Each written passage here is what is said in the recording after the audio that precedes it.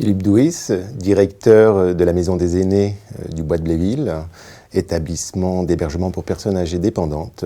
Donc ma mission, c'est d'orchestrer l'ensemble des équipes, 70 salariés sur l'établissement, pour faire en sorte que les 90 résidents présents soient le mieux possible et vieillissent bien.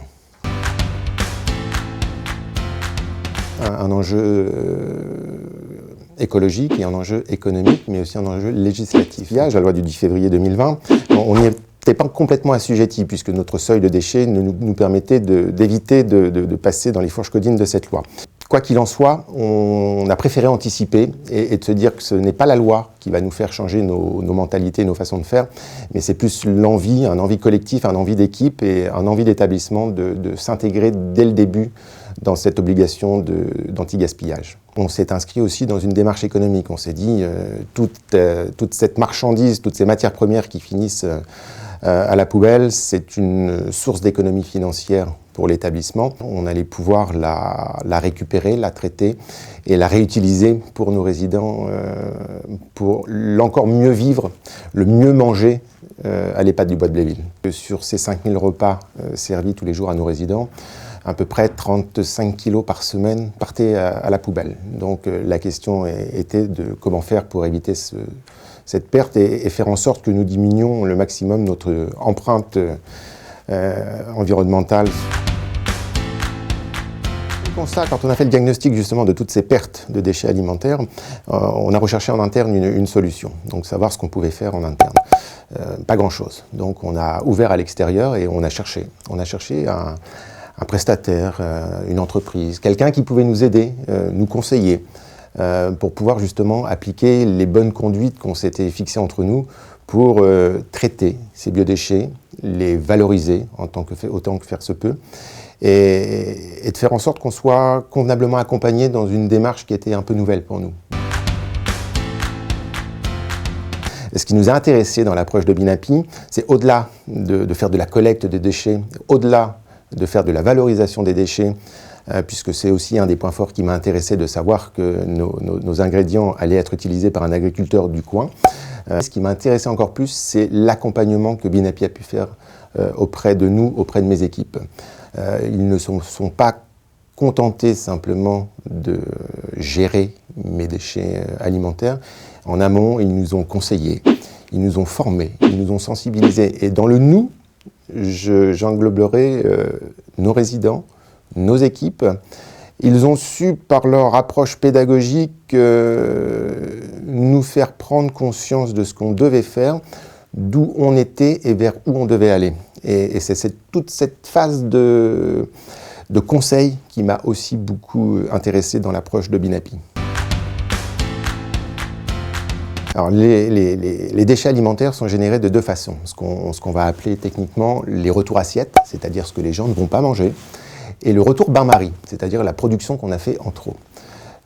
Tout ça, ça se passe en cuisine, tout ça, ça se passe au restaurant. Donc, la prise en charge de ces déchets alimentaires, c'est une personne référente dans la salle de restaurant qui va, quand il récupère les assiettes non utilisées, non complètement mangées, va regarder ce qu'il doit trier, comment il doit le trier. Et là, on a des contenants qui sont clairement identifiés entre les déchets alimentaires, les autres déchets. Et c'est lui qui va regarder, et in fine, c'est le chef qui va peser justement ces déchets alimentaires qui vont être collectés dans un bac centralisé qui est récupéré toutes les semaines par la société Binapi. Une fois que notre collaboration effective avec Binapi s'est déroulée et une fois la phase de sensibilisation réalisée, c'est marrant et surprenant comment l'état d'esprit des équipes et des résidents ont changé. Toujours attentifs, attention à ce qu'on mange, attention à ne pas manger trop, attention à manger à notre faim. Ce qui est dans la poubelle est perdu.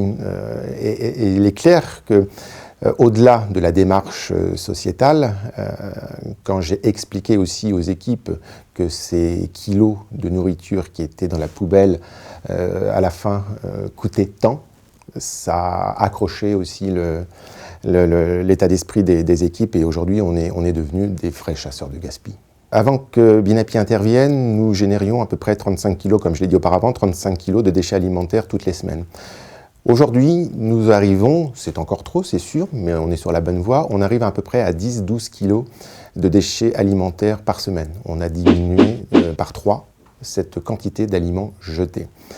Donc, quantitativement, c'est intéressant. Qualitativement, l'effet induit aussi du traitement du déchet, de la chasse au gaspillage des déchets alimentaires, a permis aussi aux équipes de faire la chasse à d'autres éléments comme l'électricité, faire attention qu'une lumière soit bien éteinte quand elles sortent du bureau, faire attention quand ils viennent travailler, essayer de favoriser le covoiturage, essayer de favoriser en tout cas des choses qui s'inscrivent complètement dans le développement durable.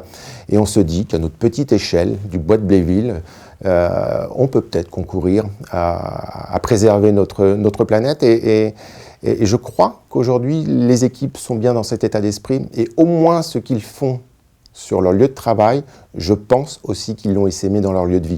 Si je devais résumer l'état d'esprit de Binapi et l'offre de service qu'elle m'a proposée, c'est efficacité, tranquillité, professionnalisme et rigueur.